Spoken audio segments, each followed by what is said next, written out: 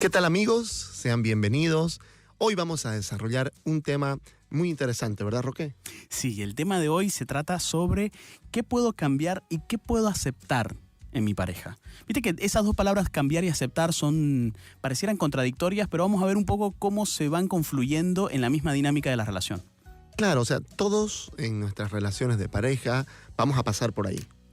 En un principio no queremos cambiar nada, decíamos, ¿no? O sea, en un principio aplicamos el tema de no cambies nunca, sos perfecto, somos hechos el uno para el otro. Bueno, en un principio quizás después se van a notar los defectos, después se van a notar las diferencias. A veces se notan desde el principio, dependiendo de la madurez.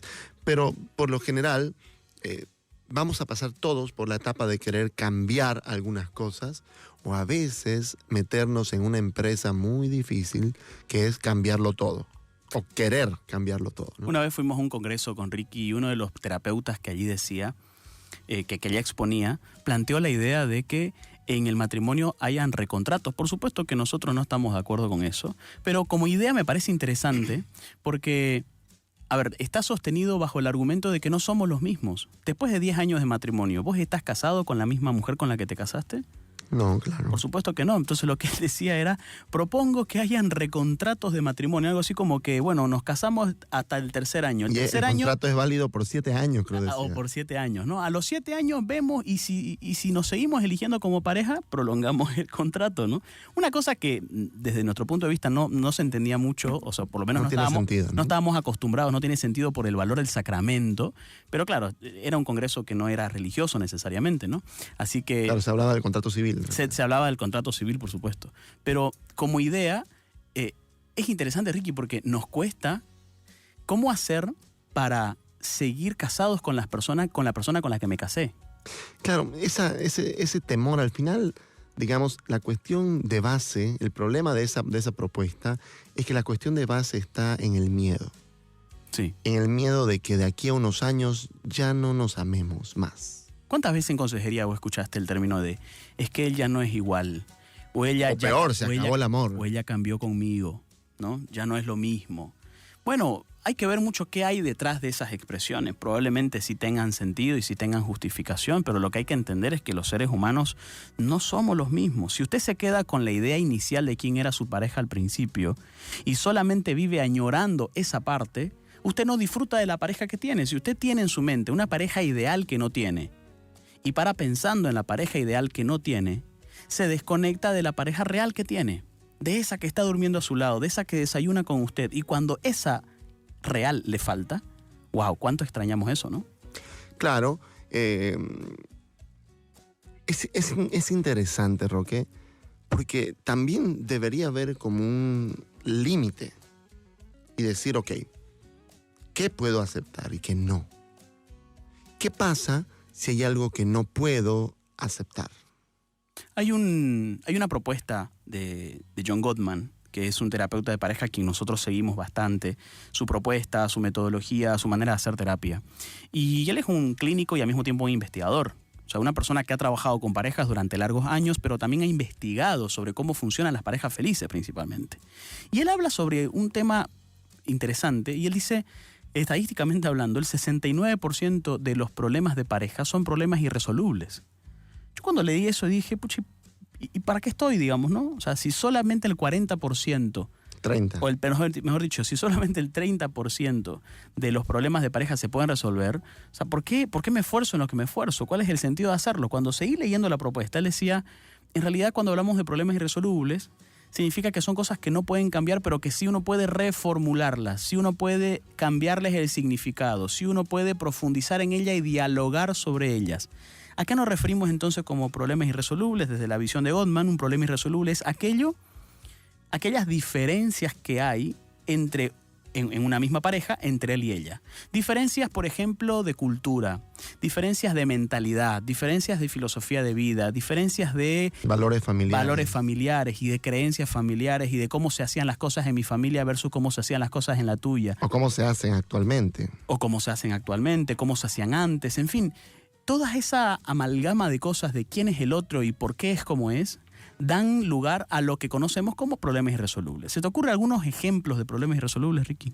Claro, se me ocurre, por ejemplo, que él antes de casarse tuvo un hijo fuera o una hija fuera del matrimonio, ¿no? No se conocían, fue una cuestión de juventud, no se casó con esta persona y tiene un hijo. Luego ya pues conoce una persona, se enamora, se casan y quieren formar realmente una familia, pero resulta que ya tiene un hijo. Esto es una cuestión que si no se habla lo suficiente y no se llega a un acuerdo, seguramente que va a generar problemas en esa relación. Sobre todo si la pareja, digamos, suponete que el que tuvo el hijo fue el varón, la esposa, ¿no? No lo conoce antes, número uno, y no va desarrollando la idea e incluso buscando las alternativas de cómo incluir a este hijo o hija de alguna manera también en la familia. Correcto. De alguna manera. Sí, un problema irresoluble puede ser, por ejemplo, esas condiciones o esas situaciones o eventos que la persona antes de la relación, pues la O sea, la es consideró. irresoluble en el sentido de que que nos casamos y ya no tenés hijos. Eso, en ese sentido es irresoluble. Sí. No hay cómo resolver de que ya hay un hijo que no es del matrimonio. Y este hijo tiene su madre también. Correcto. ¿No? Y su padre. Tiene su familia, ¿no? Su madre o su padre. Y se le pasa pensión todos los meses. Y además hay una relación entre ellos dos, porque es su padre. Entonces, ese tipo de cosas no podemos decir, ok, me encantaría que no existieran. Me encantaría que te desentendás. Ya, pásale la plata, pero no la veas nunca más. Claro. O sea, esto puede ser un problema. Y es un problema irresoluble porque por más que hagamos lo que hagamos, ese hijo va a seguir. O esa hija va a seguir. También hay problemas irresolubles que tienen que ver con la manera de ser de cada uno. Por ejemplo, él suele ser más ahorrativo, desde el punto de vista de ella, tacaño, y ella suele ser más, digamos, más relajada con la plata y no tiene tanto problema con gastar, desde el punto de vista de él, más botarata. Entonces, claro, hay problemas irresolubles ahí. Podés esperar a que él, que es súper ahorrativo, sea alguien que gaste dinero por doquier. Probablemente no. Podés esperar que ella, que suele ser en realidad la que gasta mucho más y lo que fuera, que sea tan ahorrativo como lo que vos sos. Probablemente no. Por supuesto que pueden llegarse a unos acuerdos y ahí está el detalle de qué se puede lograr con problemas irresolubles. Está bien, no se puede resolver porque no se puede cambiar. Pero lo que sí se puede crear es, por ejemplo, creemos nuestra propia manera de ahorrar. Que no lo guardemos todo, pero que tampoco lo gastemos todo. Entonces ahí está el equilibrio que necesita primar en una pareja que cuando es consciente de esos problemas irresolubles. Él suele ser una persona bastante cachivachera, decimos por acá, o sea, recolecta todo. Ella suele ser obsesiva con la limpieza. Todo lo que no sirve lo bota. Tiene una visión minimalista de la limpieza y cuanto menos cosas hay, mejor. Problema irresoluble. Claro, ella se esfuerza porque él sea extremadamente limpio y minimalista en su manera de recolectar cosas y él espera que ella entienda que para él es importante recolectar cosas porque así es él, punto. Sí, cuando yo trabajo este tipo de cosas con las parejas, Roque, siempre les doy un ejemplo mío, ¿no? Y le hablo de las enfermedades crónicas, como por ejemplo la diabetes, la presión arterial, la hipertensión arterial. Y casi siempre pongo el ejemplo del asma, ¿no? Porque yo soy asmático. Un asmático leve, alérgico más bien, es decir, cuando cambia el clima tengo un poquito. Y entonces yo le digo, imagínense una persona que no sabe que tiene asma y tiene su primer ataque de asma. Entonces está peor ahora con coronavirus, digamos que de pronto sienta que no puede respirar, digamos, ¿no? Sí. Entonces, si la primera vez que esto va a pasar, esta persona va a decir, ¿qué me está pasando? No puedo respirar, siento que algo me pasa, por favor, lléveme al doctor, lléveme al médico, algo me pasa. Y se va a sentir muy nerviosa, eso puede empeorar todavía más las cosas, ¿no? Hasta que, bueno, ya le dicen, mire, lo que usted tiene es un asma y el tratamiento para eso es cuidarse de ciertos alimentos y ahí si tiene alguna crisis importante, pues puede tener este aerosol, digamos, ¿no? Y hacer 2 puffs cada ciertas horas, digamos, ¿no? O si algo está mal, bueno, le ponemos una inyección de corticoides para que también eso disminuya rápido, digamos, ¿no? Ok. Bueno, una vez que yo sé que tengo asma, sé que lo más probable, sabemos que para Dios todo es posible, Pero lo más probable es que para que una enfermedad sea tildada como crónica es porque no se sana. Es decir, puedo vivir con ella, puedo hacer mi vida relativamente normal, dependiendo de la enfermedad y enfermedades crónicas más graves, digamos, ¿no? Pero puedo vivir tranquilo. Puedo vivir muy feliz. Yo vivo feliz con asma. O sea, de vez en cuando me viene. Y ya sé que si me viene, digo, bueno, tranquilo, es un poquito, ha cambiado el clima y harta humedad, bueno, es normal. Y si me viene un poquito más, tengo mi aerosol y entonces me lo coloco y se pasa la crisis y estoy tranquilo y vivo feliz. Es decir, acomodo mi vida a partir de que tengo esta condición. Si yo viviera todos los días pensando, maldita asma, ¿por qué me tuvo que tocar a mí? ¿Qué puedo hacer de ahora en adelante? Esto no es vida. Yo no quiero depender de este aparatito. Yo quiero respirar bien para siempre. ¿Por qué? Voy a amargarme. Por supuesto. Pero yo puedo vivir feliz a pesar de que tengo esta enfermedad. Entonces, las parejas, yo siempre les digo, hagan una lista de cuáles son las cosas por las que más discuten. Número 1. Número 2, piensen de todas esas listas, qué cosas son solubles y qué cosas son irresolubles. Les explico, digamos, ¿no? Por ejemplo, les digo, todo lo que no depende de ustedes o son terceras personas, irresoluble, por favor, ¿no? Y vamos trabajando y ellos me van diciendo, ok, si ya usted sabe que tiene esta dificultad y que es irresoluble, la pregunta central, Roque, es, ¿qué puedo hacer para que esto no afecte tanto nuestra relación? Claro, lo mejor que uno puede esperar de un problema irresoluble es que se puedan aceptar las diferencias y por tanto las diferencias quedan como diferencias y no como problemas. Lo que pasa es que muchos de los problemas parten de diferencias, mas no toda diferencia es un problema. Cuando yo logro que ese problema solamente sea una diferencia, bueno, yo tengo una manera de hacer las cosas y él tiene otra, aunque ambos entendemos nuestra manera de hacer las cosas, evidentemente intentamos respetarla lo más posible, no pretendemos ser una sola carne en absolutamente todo, hasta en criterios, podemos tener criterios distintos y podemos pensar pasatiempos diferentes. Pasatiempos diferentes. Fíjate, una cosa tan sencilla el fin de semana. Él es más de quedarse en la casa, ella es más de salir a visitar a familiares. Cuando van y salen a visitar a familiares, él se cansa más rápido y se quiere ir más rápido, y ella se amarga porque él dice que en el mejor momento él se quiere ir. Problema irresoluble. ¿Qué podemos hacer con los problemas irresolubles? Por lo menos dos cosas. Primero, lo que vos decís. ¿Cuánto vale la pena amargarme por esto? Hacer una especie de economía mental de cuánto vale la pena gastar tiempo, recurso, energía, ganas, esfuerzo en cambiar esto. Cuando uno se da cuenta que el costo es muy alto, que me amargo demasiado, que todo el día paro de mal humor, que realmente no puedo ver a mi esposo sin descalificarlo en mi mente por lo menos, cuando yo veo que el costo es alto, yo tengo que plantearme si realmente vale la pena seguir por ese camino. Y la segunda cosa que uno puede hacer con respecto a este tipo de diferencias es, por ejemplo, profundizar en ellas. Oye, nunca me he puesto a pensar, ¿pero por qué esta persona es como es? Por ejemplo, la persona a la que le faltó dinero en casa y que siempre estaban contando los pesitos que hay para que alcance el mes, en adulto se convierte el tacaño que es descalificado como tal. Claro, si él no acostumbró a hablar tanto de sí mismo y capaz no lo comparte y no lo dice tantas veces.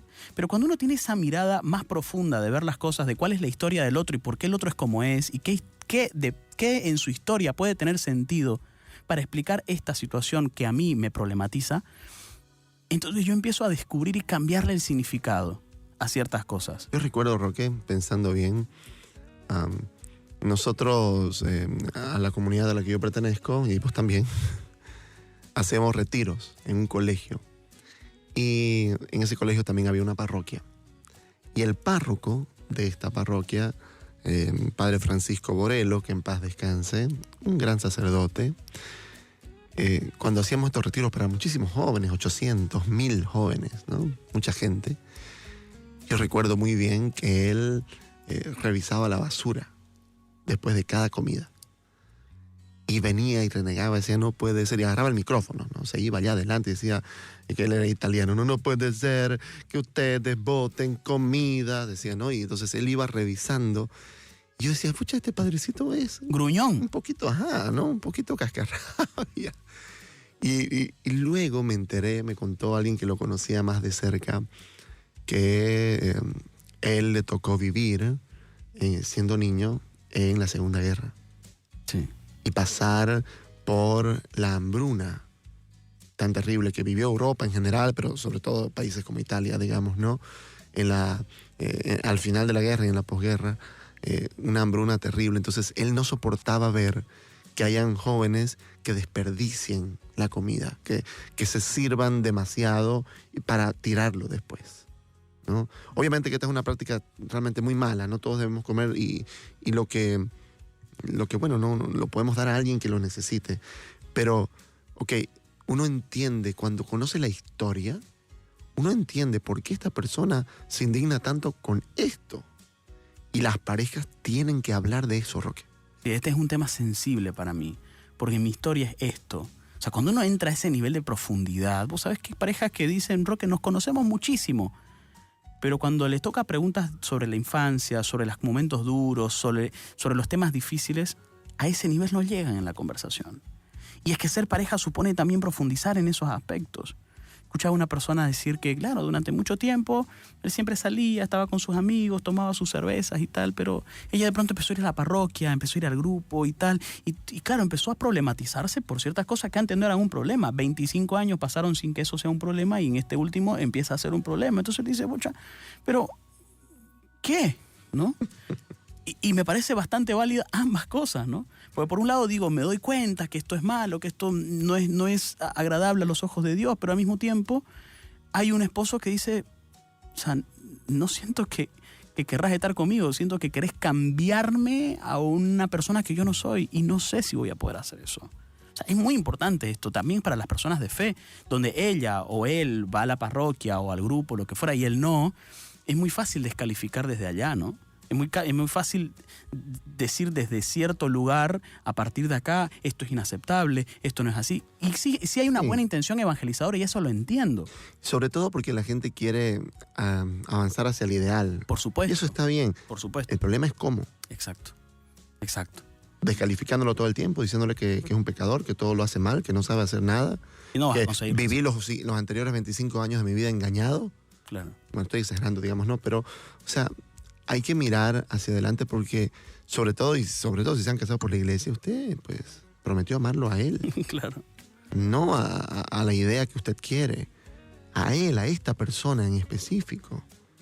Y si él deja de ir a la iglesia, no, ya no lo amo, no, pues, no. O sea, no. Es una contradicción también en sí misma ahí, ¿no? Es una contradicción en sí misma porque hay gente que quiere cambiar, porque no está bien lo que se estaba haciendo antes. Y de pronto, como ve que el otro o no quiere o no puede, piensa, bueno, ¿será que es para mí? Claro. Pero si prometió amarlo hasta que la muerte lo separe.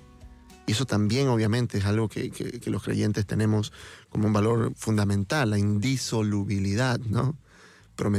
Comprometernos con esta persona, comprometernos con la felicidad de esta persona, ¿no? Y ¿sabes qué, Roque? A veces me da pena porque la gente solamente mira ese lado, ¿no?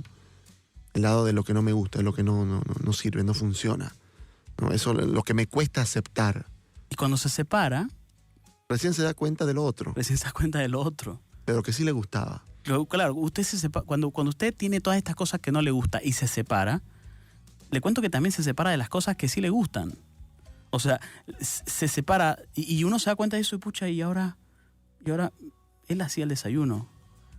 Oye, y ella era muy buena educando a mis hijos, acompañándolos.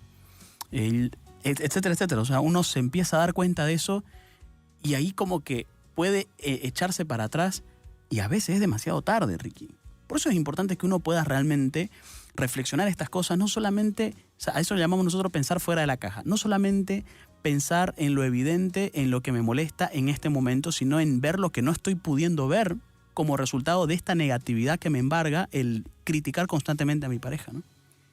Ahora, ¿habrán cosas que realmente yo no puedo aceptar? Bueno, aquí le hablo sobre todo, Roque, a los solteros. Sí. Que tienen pareja, que tienen cortejos. Por favor, abra bien sus ojos, abra así grandotes, ¿no? Y mire bien detalladamente antes de tomar la decisión de comprometer su vida con esa persona. Porque si hay algo que usted realmente piensa que es inaceptable, ¿por qué? Porque toma mucho, porque su familia es muy problemática, porque, qué sé yo, es muy flojo, o porque solamente piensa en el trabajo, cualquier cosa, digamos, ¿no? Y usted piensa que bueno, con el tiempo seguramente eso va a cambiar. Bueno, probablemente sí, pero probablemente no. Y uno tiene que ahí saber, porque si hay algo que realmente es lo que yo no puedo aceptar de ninguna manera, si hay algo que yo no puedo entender de mi pareja y realmente no quiero saber más de eso, lamentablemente, si yo me pongo en esa decisión, bueno, probablemente la separación es lo que va a venir. Totalmente. En fin, ¿cómo se da esto de cambiar y de aceptar? ¿Cómo se da esta? Es un proceso difícil, es un proceso muy duro, que vale la pena mirar más allá de lo evidente. Entender en profundidad cuáles son los problemas irresolubles de nosotros y por qué el otro es como es a partir de la historia que tiene. Ver el coste mental que me desgasta a mí, el querer estar todo el tiempo mirando, viendo y criticando a mi pareja desde las cosas que no hace bien. Y por último, concentrarme en lo que sí nos une, en lo que sí me encanta, en lo que sí acepto, en lo que sí quiero, en lo que sí me encanta, porque mientras yo más alimente eso, menos se notarán lo que no acepto. Y lamentablemente decimos lo que no nos gusta y nos callamos lo que nos gusta. Cuando en realidad la relación, él termina pensando o ella termina pensando, solamente ve lo peor de mí. Ella solamente ve lo negativo. Él ve solamente lo que decepciona. No ve todas las cosas buenas que yo hago. Entonces, claro, quizás las piensa, pero no las dice. Y como no las dice, no las comparte. Y al no compartirlas, no tiene ningún efecto en la relación. Comparta eso. Oye, qué bueno que hiciste esto. Me encantó que hayas hecho esto otro. Gracias realmente, porque cuando te vi jugando con nuestros hijos, me hizo un poquito de cosquillas el corazón. Gracias por llegar hoy temprano. Me encanta cuando haces esto por nosotros. O sea, cuando uno empieza a verbalizarlo esto, eso empieza a existir, Ricky. Cuando empieza a existir, empieza a haber una imagen por lo menos más cercana a la realidad y no tan negativa con la que tenemos y con la que convivimos muchas veces. Entonces, conéctese con la pareja real que tiene y desconéctese un poco de la ideal, porque la ideal está ahí, pero nadie es ideal.